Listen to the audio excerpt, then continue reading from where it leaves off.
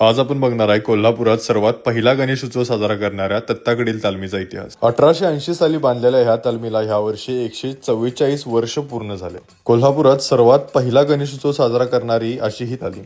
आधीच्या काळी तालमीचा गणपती सर्वात शेवटी विसर्जन व्हायचा। अगदी गॅस बत्तीच्या उजेडामध्ये हा गणपती विसर्जन करण्यात यायचा। तत्ताकडील तालमीच्या गणपतीचं विसर्जन झालं म्हणजे कोल्हापूरची मिरवणूक संपली असं समजलं जायचं। कोल्हापुरात पहिल्यांदाच हेलिकॉप्टरवरून गणपतीच्या मूर्तीवरती पुष्पवर्षाव देखील तत्ताकडील तालमीनंच केलं। शेकडो वर्षापूर्वीचा गणपती आणि आत्ताचा गणपती आपल्याला सेमच दिसणार आहे। ही मूर्ती शाडूची मूर्ती असते। ह्या मूर्तीला रंग देखील नैसर्गिक दिलेला असतो। प्रथम मानाचा गणपती अशी ह्या गणपतीची ओळख आहे। तत्ताकडील तालमीच्या मिरवणुकीत विविध राज्याचे नृत्य होत होते।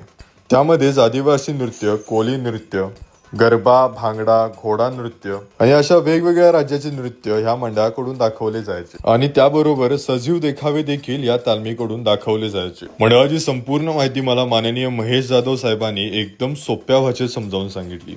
दरवर्षी ही तालीम आकर्षक डेकोरेशन करते।